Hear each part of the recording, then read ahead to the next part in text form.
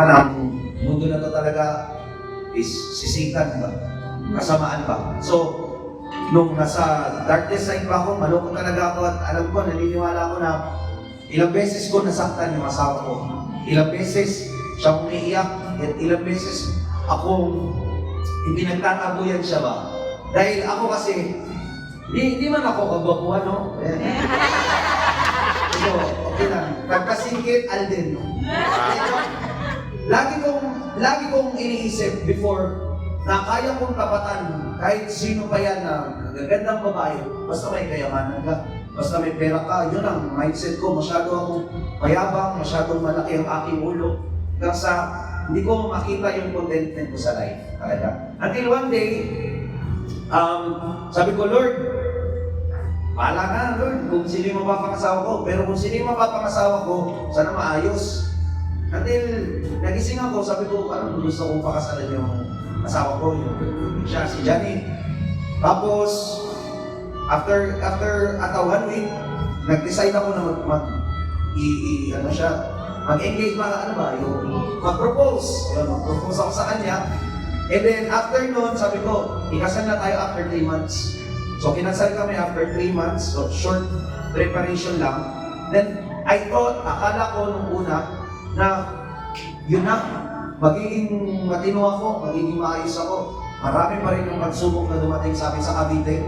Sa Manila, sobrang dami pa rin ng pagsubok ang dumating sa amin. Ilang beses ko pa rin napaiyak yung asawa ko. It's because nagtitiwala ako sa sarili ko. Pero nung napunta kami dito sa Cebu, sabi ko na, nagising ako ng isang araw, sabi ko, huwag na tayo magbakasyon sa Cebu. Doon na tayo tumira. Tapos nagulat siya, ano daw yung nagpaano sa akin na doon ako sa Cebu. Sabi ko, hindi ko alam. Honestly, I really don't know. But every time na gumigising ako, pakiramdam ko, kinakausap ako ng Panginoon na I have to do something ba? Kailangan kong gumawa ng paraan para malayo ako sa kasalanan ba? Kasi bilang makasalanan, honestly, nung mga panahon na yun, I can't resist ba? Hindi ko kaya matigasan sa temptation. It's really hard for me.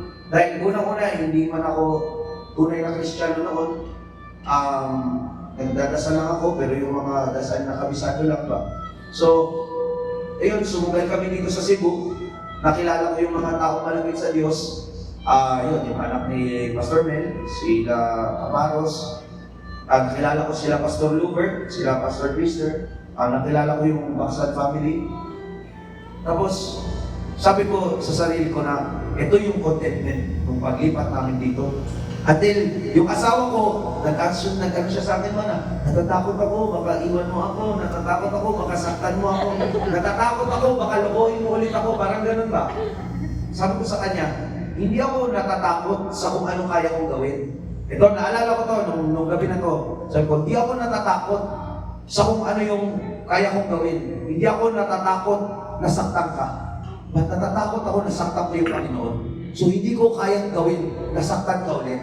Dahil kapag sinaktan kita, nasaktan ko yung Panginoon. Ayun yung sabi ko sa kanya. Ayun yung naaalala ko na sinabi ko sa kanya na hindi ko kayang saktan ng Panginoon.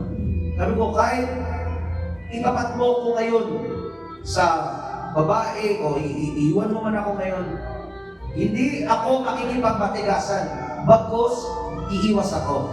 Diba? Kasi minsan yung temptation, hindi natin ano ba? Kailangan iwasan natin ba? And then I remember na we had a business meeting dito sa Soler, Manila. And yung line of work ko kasi it's kind of different sa Christian world, no? Sa mga nakakaalam dito. So yung mga boss ko it's kind of very, very rich.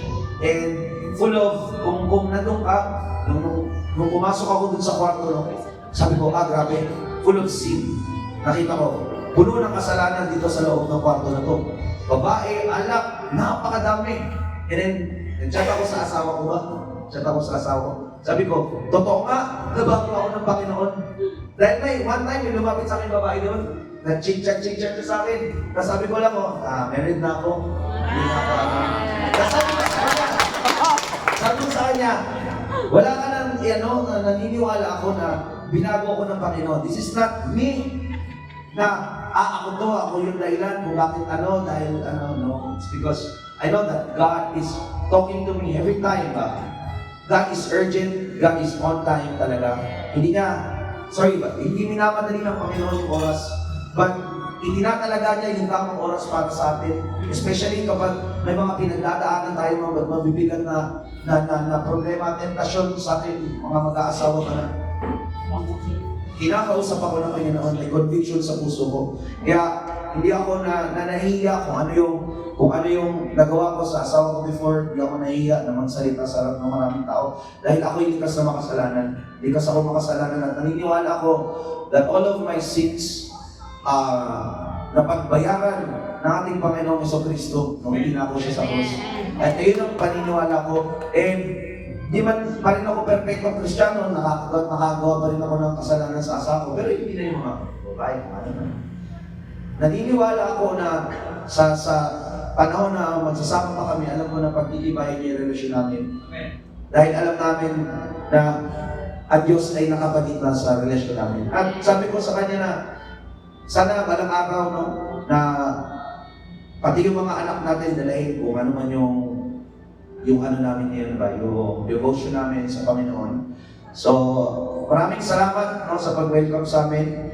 Maraming salamat sa Panginoon na dinala kami dito. Wala akong tunay na dakila ang Diyos. Tunay na dakila ang Panginoon. Sapagkat hindi niya lang ako binago.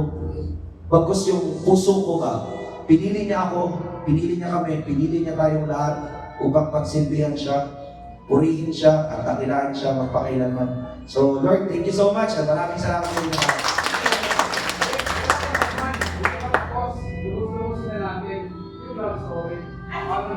Love story namin. Namin yung version.